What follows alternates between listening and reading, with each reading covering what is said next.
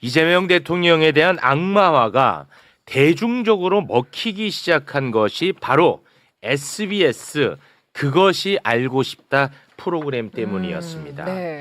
영화 아수라와 이재명 대통령을 교차 편집을 하면서 이재명 대통령이 마치 조폭과 관련이 있는 것처럼 방송을 했던 거예요. 네. 이때부터 이제 악마화가 대중적으로 먹히기 시작했는데 그 이후 장영하 변호사는 이재명 대통령의 조폭 연루설을 퍼뜨렸습니다. 네. 그런데 이게 이제 최근에 장영하 변호사는 공직선거법상 허위사실 공표 혐의에 대해서 대법 유죄 판결을 받았습니다. 네, 확정지었죠. 확정이 돼버렸어. 네. 이재명 대통령에 대한 조폭 연루설은 그러니까 거짓으로 대법에 의해 확정 판결을 받은 겁니다. 이에 청와대는 이재명 대통령의 조폭 연루설을 보도한 언론사에 사실을 바로잡는 추후 보도를 게재할 것을 요청을 했고요. 관련해서 이재명 대통령은 SNS에 관련 내용 글을 올렸습니다. 소개해 주시죠. 이재명 조폭 연루설을 만든 그것이 알고 싶다는 과연 순순히 추후 보도할지 한다면 어떤 내용으로 보도할지 궁금합니다. 그알 PD의 기적의 논리, 김상중 씨의 리얼 연기 덕분에 졸지에 살인 조폭으로까지 몰렸습니다. 이 방송은 나를 제거하기 위해 동원된 물리적 테러, 검찰을 통한 사법 리스크 조작, 언론을 통한 이미지 훼손 작전 중의 하나로 보입니다. 그알로 전보되어 만든 첫 작품이 이 방송이고 얼마 후 이 그알을 떠났다고 하는 담당 PD는 여전히 나를 조폭 연루자로 생각하고 있을지 이 방송 후 후속 프로그램을 만든다며 전 국민 상대로 몇 달간 방송을 동원해 제보를 받고 대규모 취재진이 성남 바닥을 샅샅이 훑었는데 과연 제보된 단서 비슷한 것이 단 한 개라도 있었는지 궁금합니다. 티끌만한 건덕지라도 있었으면 후속 보도를 안 했을 리 없겠죠? 정치적 목적으로 거짓의 무덤에 사람을 매장하는 일이 재발하지 않게 하려면 조작 폭로한 국민의힘이나 그알 같은 조작 방송의 반성과 사과가 필요합니다. 저도 과욕이겠지만 미안하다는 진솔한 한마디를 듣고 싶습니다. 네. 자, 그것이 알고 싶다. 측에서도 공식 사과의 입장을 밝혔죠. 네, 공식 입장을 냈는데요. 그것이 알고 싶다는 이재명 당시 경기도지사가 변호인 명단에 포함되었다는 사실 등을 이유로 확실한 근거 없이 의혹을 제기한 것에 대해 사과드립니다. 그것이 알고 싶다 프로그램은 SBS가 2024년에 제정해 시행 중인 SBS 저널리즘 준칙을 준수하며 정확하고 객관적인 방송을 만들어 나가겠습니다. 라고 입장을 밝혔습니다. 네. 그런데 반면 SBS 노조는 이재명 대통령의 사과 요구에 오히려 비판하는 성명서를 냈습니다. 네, 노조 공식 홈페이지에 성명을 게시했는데요. 언론 자유를 위협하는 이 대통령의 SNS 행보를 강력히 규탄하며 반민주적인 언론 길들이기를 중단할 것을 촉구한다. 이 대통령은 언론 자유에 재갈 물리는 발언을 중단하라. 사과 요구라는 압박으로 언론 독립을 침해하지 말라고 성명을 냈습니다. 네. 네. 뭐 여기 언론학자분도 계시고 또 방송 진행하셨던 분도 계시고 다들 언론 관련해서 관심이 많으신 분들인데 관련해서 자유롭게 말씀 좀 부탁드리겠습니다. 저부터 이야기를 시키세요. 전문가도 아닌데. 이 SBS 노조가 언론 노조 SBS 본부를 이야기하는 거잖아요. 이른바 이제 민주노총 산하기관인데 제가 이제 그 윤석열 정부 때 느꼈던 점인데 MBC 노조를 제외하고는 뭔가 좀 이제 우리 편이 아닌 것 같다 이런 느낌이 자주 들어요. 근데 물론 MBC 노조는 한때는 보면은 이재명 정부도 비판하기도 하고 민주당 정부도 비판합니다만은 참 노조답다 그런 느낌을 받거든요. 지금도 받는데 지금 YTN도 그 윤석열 정부 때 일을 겪으면서 노조가 했던 이 태도라든가 조금씩 뭔가 모자라다는 생각이 들고요. SBS 그 당시 저도 이제 출연을 할 때인데 주영진의 뉴스 브리핑이라고 있었습니다. 네, 맞습니다. 거기에 이제 주영진 앵커가 MBC에서 바이든 날리면 발언했던 걸 가지고 주영진 앵커가 잘렸어요. 주영진 앵커는 스스로 사석에서 자기 그 약간 보수적이라고 이야기하는 분이에요. 네. 그럼에도 불구하고 바이든 날리면에서 윤석열 정부가 MBC에 강한 압박은 정말 언론의 자유를 침해하는 것이다. 강하게 비판했단 말이에요. 네. 우리도 보도했어. 우리도 뭐 이런 그렇죠, 그렇죠. 취지였어요. 예, 그런 SBS는 식으로. 왜 예. 우리도 했는데 똑같이 MBC만 찍어서 그렇죠. 그 MBC는 왜 탄압하냐. MBC만 그렇게 공격하느냐. 네네. 그런 이야기를 했는데 네. 그 당시에 SBS 노조가 뭘 했는지 좀 묻고 싶어요. 바이든 날리면 사태 때 아. 윤석열 정부와 언론의 자유를 위해서 동료 언론사인 MBC와 같이 싸워줬는지 이런 거 한번 묻고 싶어요. 제가 자꾸 이 말씀드리는 것은 이 민주화의 시대 그다음에 노동운동의 시대가 어느 정도 좀 퇴조하면서 개별 노조가 특히 이제 언론사 노조들이 조금씩 변하는 것 같아요. 이 좀 아쉬움이 있다. 이야기 좀 하고 싶어요. 네. 자, 저널리즘 비평 전문가입니다. 네. 그러니까 기본적으로 저는 SBS 노조 성명을 딱 놓고 이 성명이 참 말이 안 된다라는 얘기를 하고 싶어요. 일단 기본적으로 언론 길들이기를 중단하라고 했잖아요. 네. 네, 언론은 이렇게 길들이지 않습니다. 권력이 있다면 실제로 언론을 길들이고 싶다면 그냥 그 길들이기 수 있는 방법은 여러 가지가 있거든요.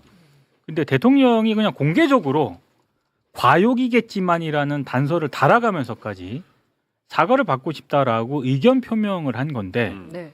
이 정도로 언론 길들이기라고 이렇게 규탄을 한다? 이거는 좀 너무 나갔다라는 생각이 들고요. 또 하나는 SBS 노조 성명을 보면서 진짜로 이상했던 거는 그러면 그것이 알고 싶다의 이른바 조폭 연루설 이 부분에 대해서 구체적으로 얘기를 하지 않습니다.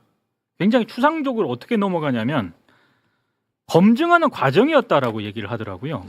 그러니까 구체적으로 이재명 대통령과 조폭이 연루가 돼가지고 마치 어떤 특혜를 준 것처럼 이런 식으로 보도를 했었는데 그때 네, 당시 그것이 네. 알고 싶다가 그러면 그 보도는 어떤 점에서 정당했다라고 이 성명서에 담겨 있어야 되는데 그게 없어요. 두루뭉술하게 넘어가고 딴 얘기를 합니다. 내용이 없어요. 그것이 알고 싶다가 예. 그동안 얼마나 뭐 이런저런 노력을 잘 했고 공익적인 보도를 했는지를 강조하고요. 네. 그래서 딴 얘기를 하고 있는 거기 때문에 네. 굉장히 좀 이건 이상하다라는 생각을 했고 또 하나는 이게 정말 납득이 안 가는 그런 부분인데 일단 그것이 알고 싶다가 이렇게 조폭 연루설이 아니다라고 얘기를 할 거면 SBS 사측과 그것이 알고 싶다 입장문이 먼저 나왔잖아요. 네. 사과한다라고. 그렇습니다. 네. 그런데 이 SBS 노조 성명을 전문을 어디에 두요?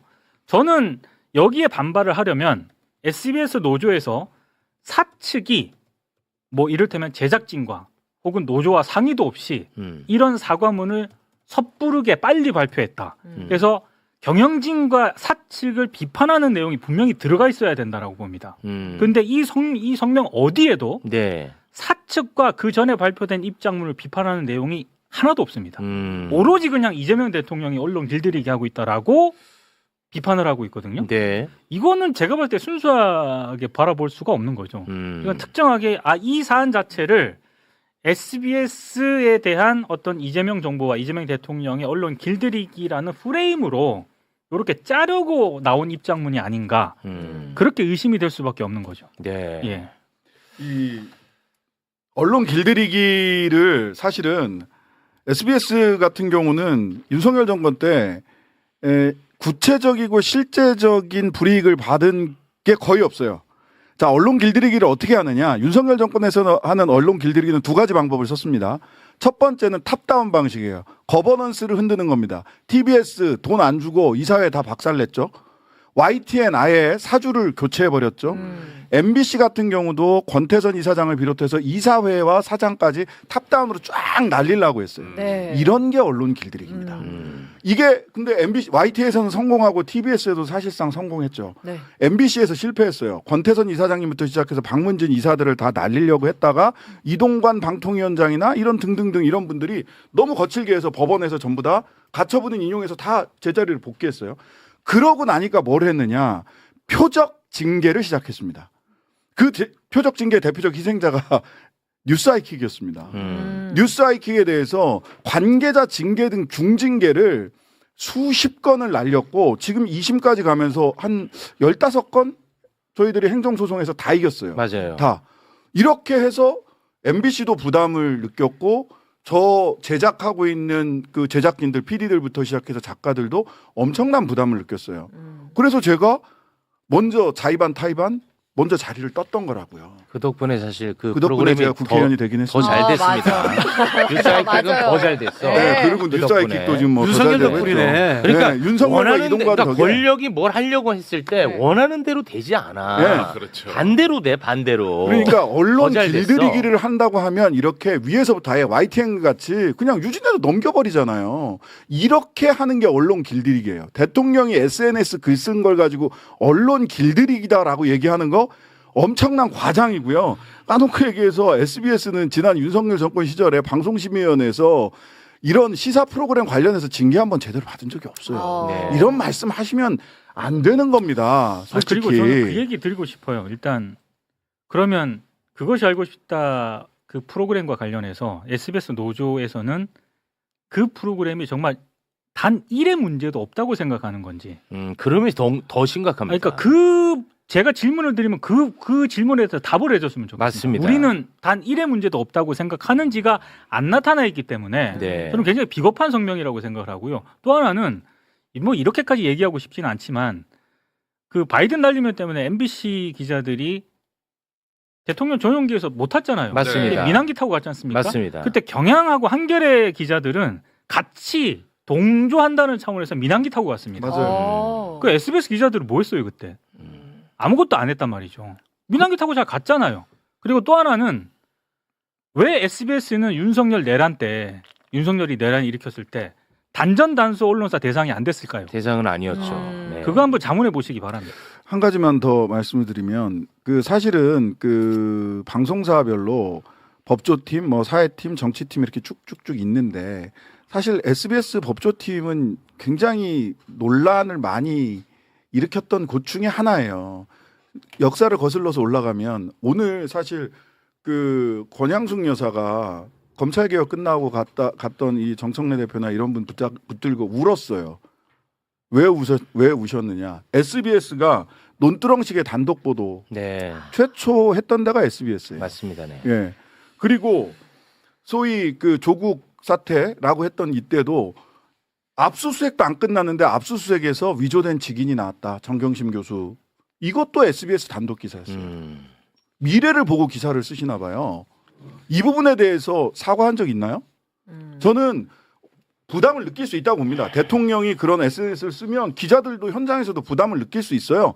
그래서 이런저런 이야기를 할 수도 있는데 적어도 그런 얘기를 하려면 언론 길들이기라는 말을 하려면 아까 말씀드렸던 윤석열 정권에서 언론 길들이기를 어떻게 했는데 SBS는 어떻게 뭐 물론 징계 받은 것도 몇 개 있긴 합니다만은 왜 피해 갔느냐. 그리고 또 하나는 이전에 말씀드린 논두렁식의 직인 위조, 미래를 내다본 보도 이런 보도에 대해서 SBS는 어떤 태도를 보였냐. 네. 지금도 그 기사들 그냥 그 올라가면 그 기사 검색해서 그 기사 그대로 나와요. 어떻게 할 겁니까? 알겠습니다. 예, 뭐 네. 마지막으로 SBS 구성원들 전체를 제가 뭐 비난하거나 뭐 한쪽으로 몰거나 이러려고 하는 게 아닙니다. 다만 사건에 대해서는 잘못된 행동이나 행위에 대해서는 그때 말씀을 드리는 거고 여전히 저널리즘의 그 이렇게 핵심을 지키기 위해서 노력하는 SBS 기자들은 여전히 응원합니다. 하지만 책임 있는 태도를 노조와 경영진 그리고 보도본부 쪽에서는 보여줄 필요가 있어요. 사과할 거 사과하고. 네. 일부 언론사 노조지만은 이게 언론 운동이라든가 사회 운동의 관점이 아니라 직장 이기주의식으로 접근하는 경향이 요즘 들어 많이 생겨났어요. 뭐 단적으로 조선일보는 노조 없겠습니까? 그죠? 그런 부분에서 우리 언론인 종사자들이 내가 왜 최초의 언론이 되려고 했던가라는 근본적인 초심의 문제를 한번 돌이켜봤으면 좋겠어요. 네, 알겠습니다.